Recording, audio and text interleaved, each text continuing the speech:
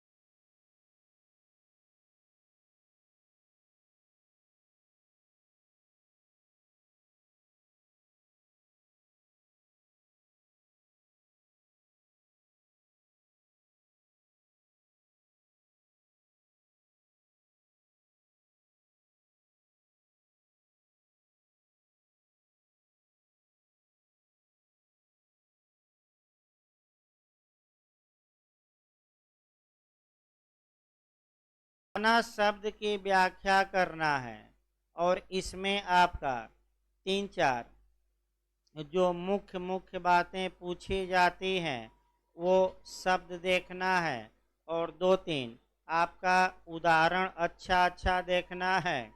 देखिए उकसाना की परिभाषा व्याख्या किया जाए, केस भी याद रखिएगा, पूछा जाता है। देखिए उकसाना शब्द का मतलब ये हुआ कि प्रोत्साहित करना, ब्रेन वॉश करना। ब्रेन वॉश करना मतलब सक्रिय सुझाव देना। सक्रिय सुझाव देना मतलब बढ़ावा देना, किसी को भड़काना, किसी को उत्प्रेरित करना, किसी को फुसलाना। जैसे ए बी को फुसला रहा है कि देखो मेरी बात मान लो, 400 रुपया ले लो और सी के घर चोरी कर लो। इस फुसलाहट के असर में बी ने सी के घर चोरी कर ली, तो क्या ये चोरी के लिए उकसाने के लिए दंडित होगा कि नहीं होगा?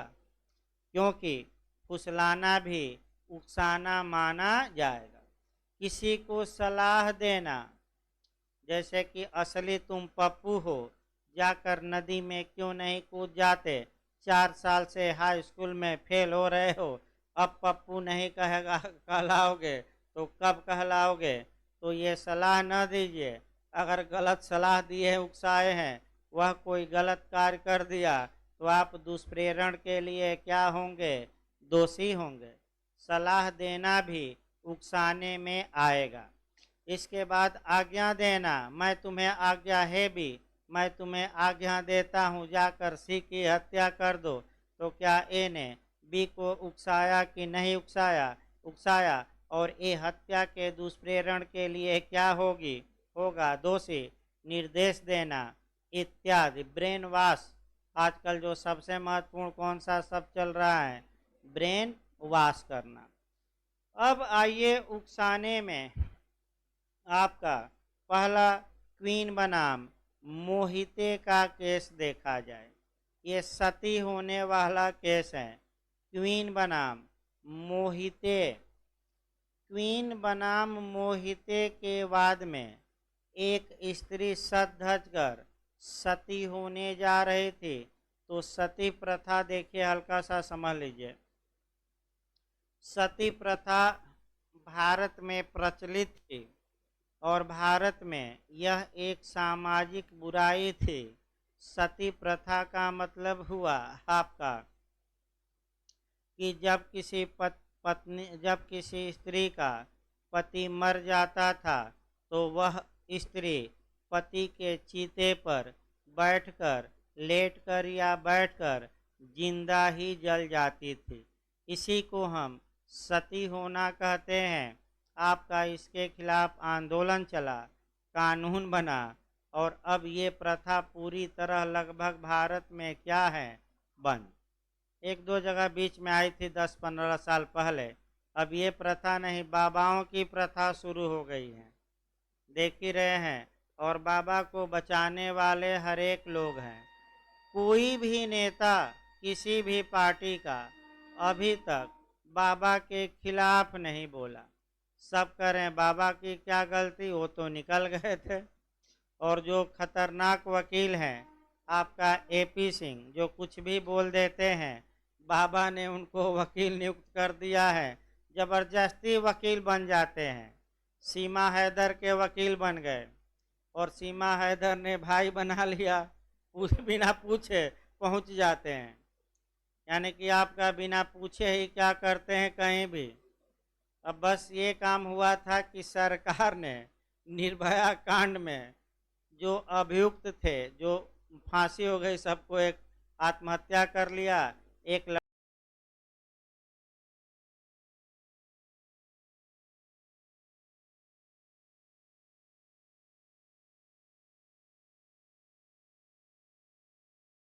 नहीं पाया बार काउंसिल, तो अलग बात है, आपका कह सकते हैं। तो हम ये बता रहे हैं कि आपका इन्होंने बाबा बने, बाबा अब आ गए हैं। सती की जगह कौन आ गए हैं? बाबा। और देख रहे हैं कोई कुछ बोल नहीं रहा है। चरणों की धूल से सारा पाप दूर हो जाएगा और चरण की धूल छू लेंगे तो पटापट पटापट नौकरी मिल जाएगी और सारे जो दुख दर्द हैं वो क्या हो जाएंगे, दूर। तो जो अनपढ़ गंवार लोग हैं, जिनको जो 2 जून की रोटी के लिए परेशान हैं, ये बाबा उनके दिमाग में ये भरते हैं और 2-4 फर्जी निर्मल बाबा की तरह मछली खा लो क्या कैंसर ठीक हो जाएगा, तो कोरोना की दवा मैं बना दिया हूँ। तो गए तो थे सुप्रीम कोर्ट, लताड़ लगाया बाबा को। तो बाबा का आगे अब ना बताया जाए, बस आगे बढ़ा जाए कानून में।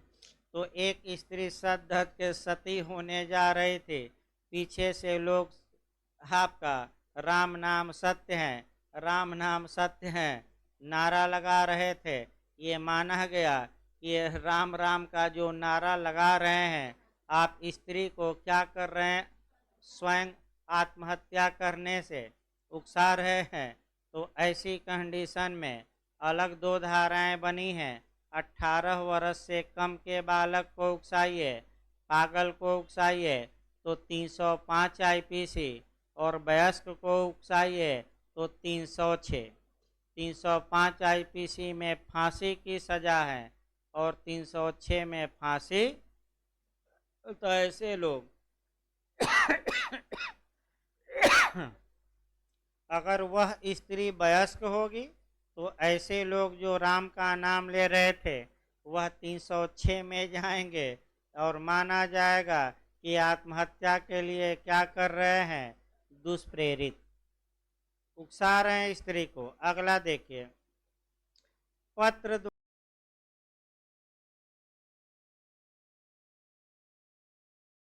द्वारा उकसाने के मामले में 2 केस महत्वपूर्ण हैं। एक शिव दयाल मल बनाम राज्य का, शिव दयाल मल बनाम राज्य का है, और एक केस वेटले का है। 2 केस महत्वपूर्ण है, कौन कौन, शिव दयाल बनाम राज्य, शिव दयाल मल बनाम राज्य, और दूसरा विदेश का केस है वेटले का। तो मैं कंसेप्ट आपको बता चुका हूँ, वहीं दोबारा हम बता रहे हैं। कल भी मैं बताया था पत्र का मामला। अगर ए ने बी को लेटर लिखा कि हे बी तुम सी की हत्या कर दो, तो अगर वह लेटर बी को मिल गया तो ए हत्या के दुष्प्रेरण के लिए दोषी होगा। अगर वह लेटर बी को नहीं मिला तो क्या कल बताया गया था, ये हत्या के दुष्प्रेरण के लिए नहीं, हत्या के दुष्प्रेरण के प्रयत्न के लिए। कौन सा केस में ये आया, 2 केस याद रखिए, शिव दयाल मल और दूसरा विदेश का क्या केस है, वेटले। अगला नियम देखिए आपका, अगला नियम जो पूछा जाता है, आर वर्सेज टेलर का केस पूछा जाता है और विष मांगना। 2 केस और आपको 2 पॉइंट समझना है उकसाने में। देखिए आर बनाम टेलर के वाद में क्या हुआ था, और आर बनाम टेलर के वाद में जो जस्टिस थे, जो न्यायाधीश थे, वह काकबर्न थे। तो पहले तो काकबर्न के बारे में जानिए, एक क्वेश्चन इस पर भी बनता है, फिर एक बार समझिए। काकबर्न एक पहले अधिवक्ता थे, और जो आईपीसी की धारा 84 आप लोग पढ़ते हैं, अनसाउंड माइंड का व्यक्ति का कार्य, चित्त विकृत या पागल का कार्य, तो सबसे उसमें लीडिंग केस है मैकनाटन का। और मैकनाटन के काकबर्न अधिवक्ता थे और बहस करके मैकनाटन को बचा लिए थे। बचाए थे कि दंड पाया था, बचाए थे।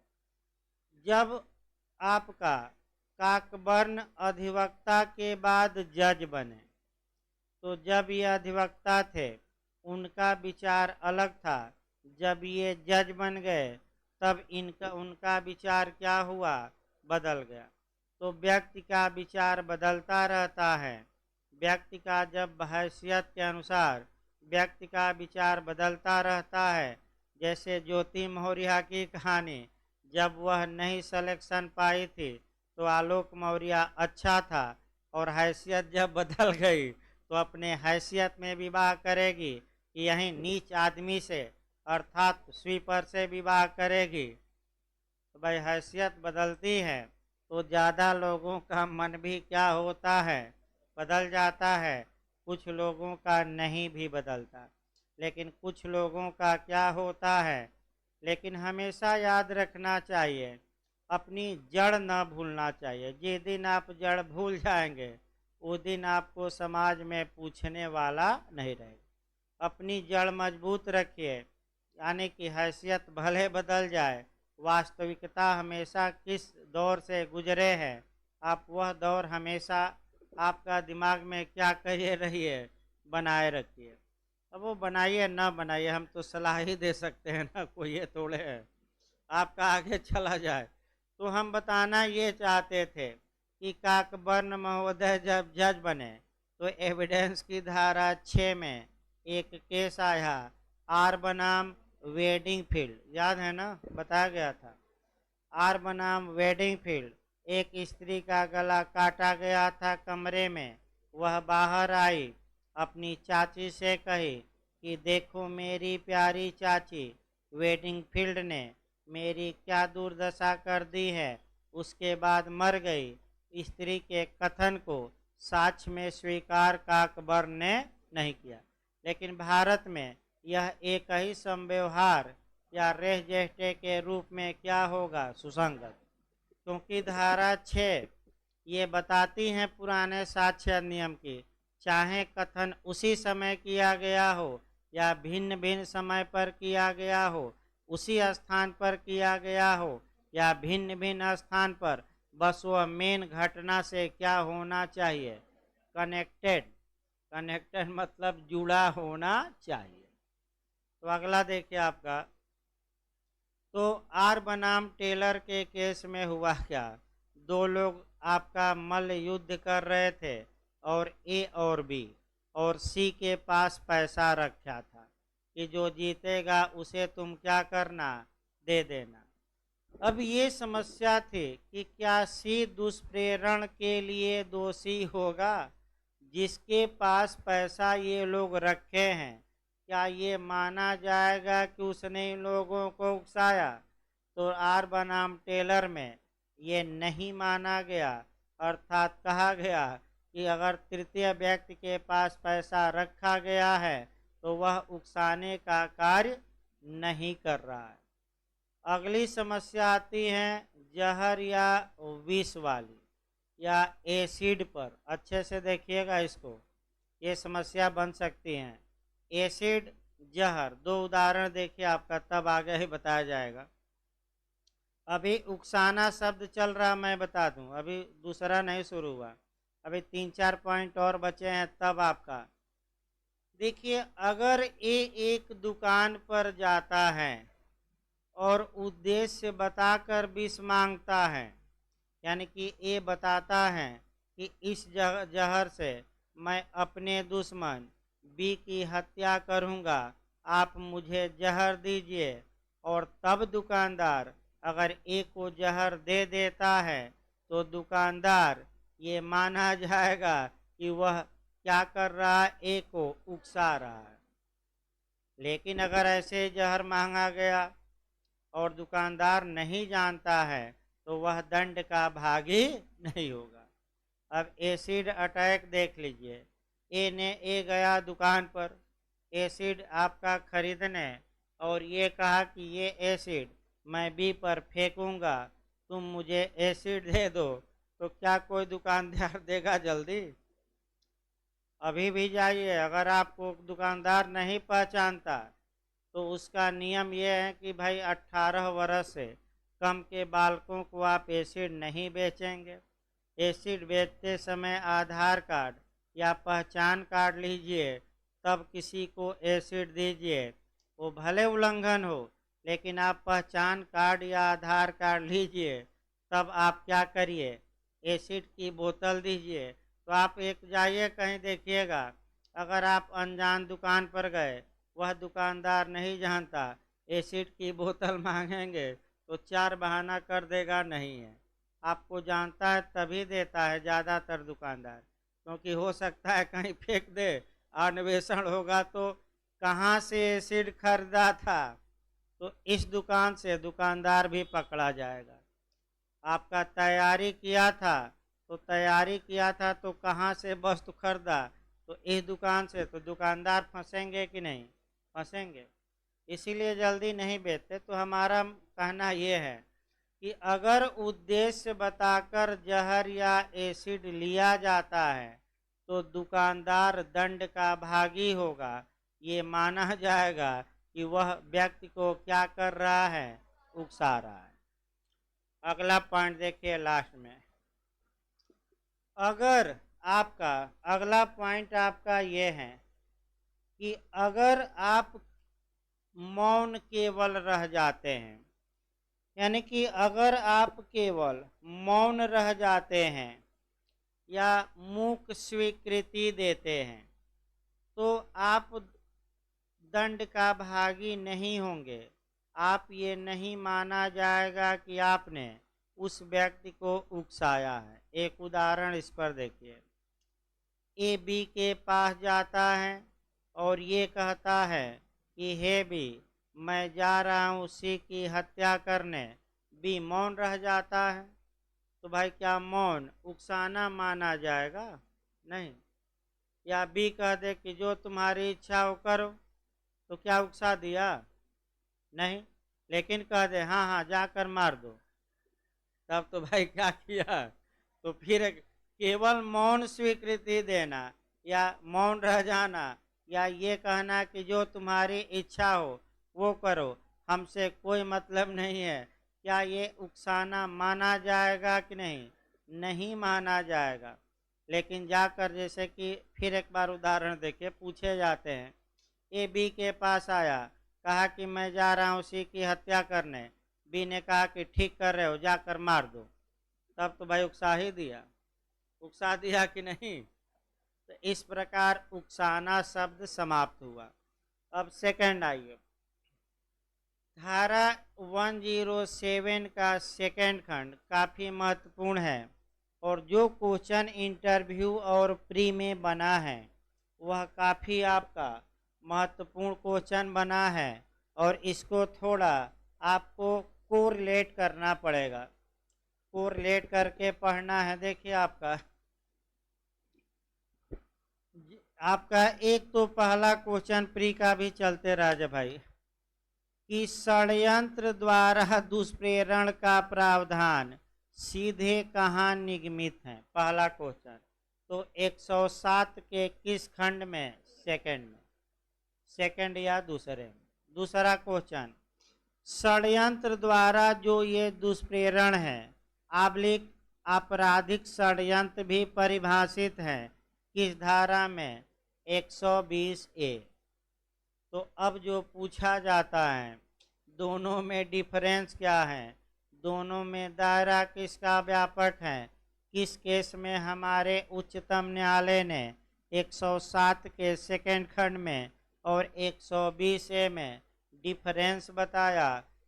एक लाइन देखिए, मैं बता दूं, अंतर पूछेगा कौन सा अंतर नहीं है या कौन सा अंतर है, और इसमें इतनी गहराई तक जाता है कि अगर आप एक पॉइंट भी मिस किए तो निश्चित तौर पर मैं बता दूं आप क्वेश्चन गलत करके ही आएंगे। वैसे बताना आगे डिटेल में है क्योंकि इसी चैप्टर में बीएनएस के हैं, तो 45 चल रही है धारा बीएनएस की और आईपीसी की कौन सी धारा? 107। वो बताया जाएगा अभी, लेकिन पहले ये तो हो जाए।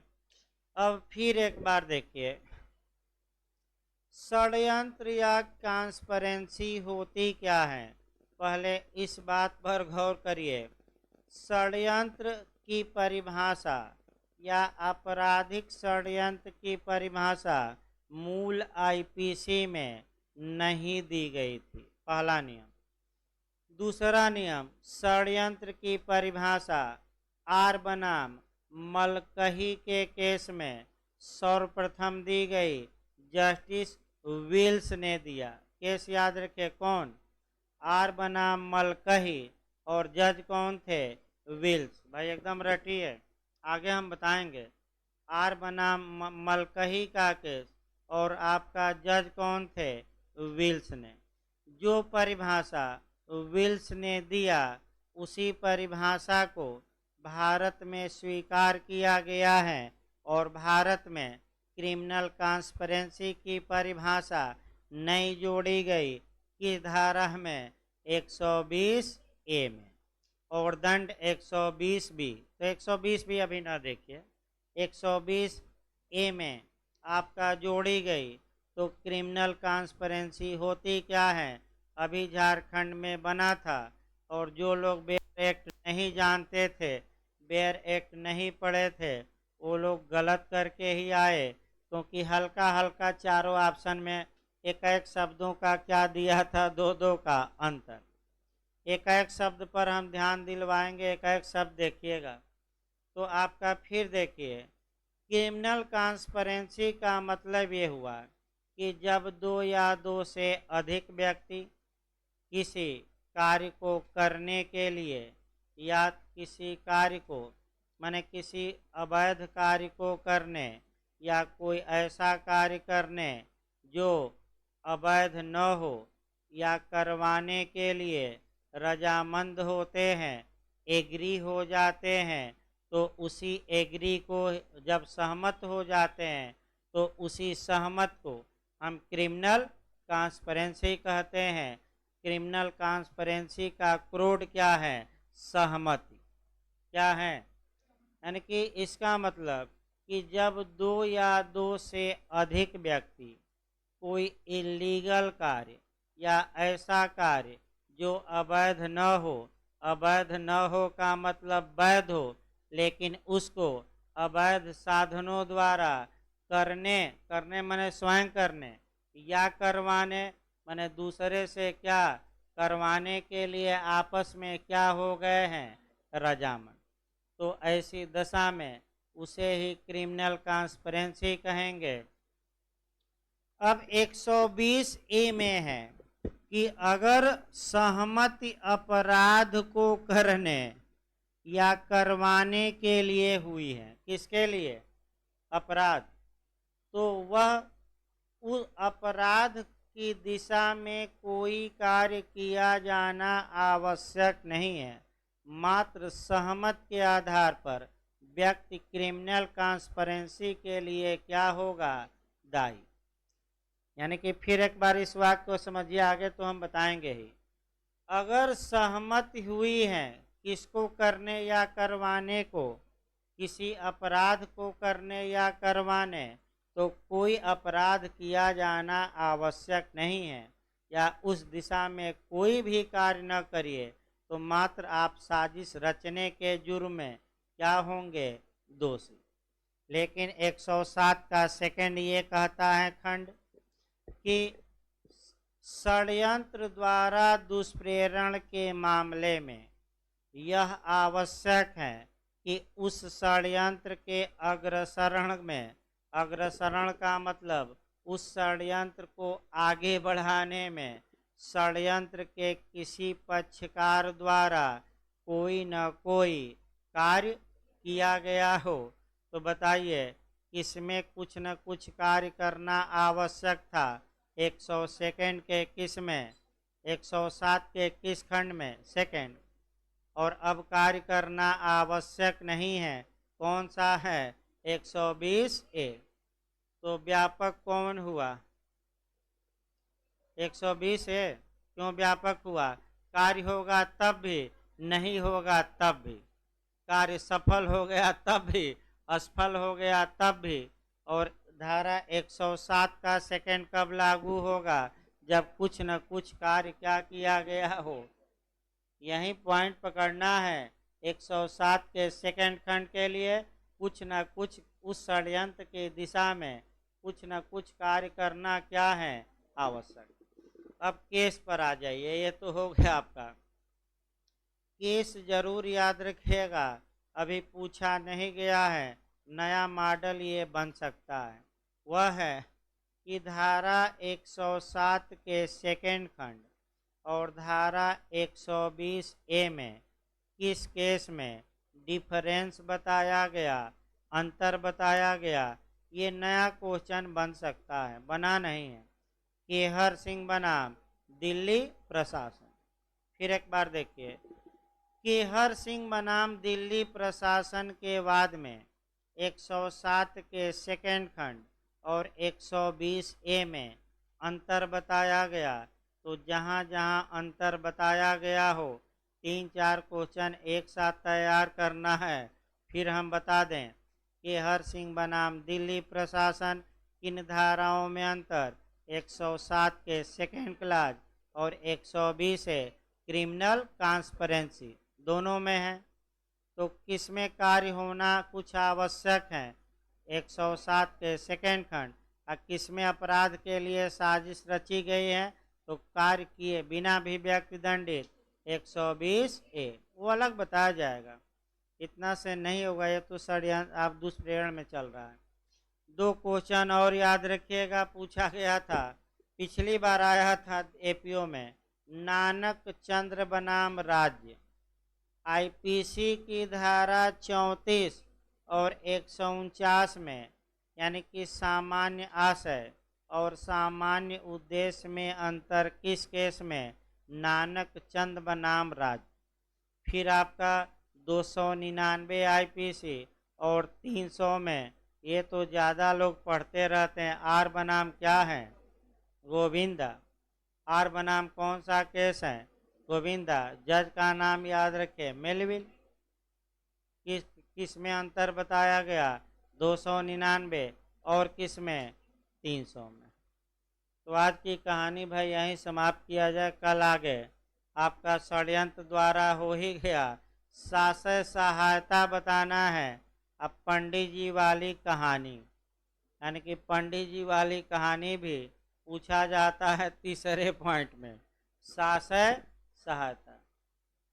बस 2 ही धारा बड़ी हैं, उसके बाद स्पीड पकड़ लेगा आपका, 107 और 108। इसी में सिद्धांत हैं, इसी में तमाम बातें हैं। उसके बाद आपका 10-15 धारा 2 दिन में हो जाएगी।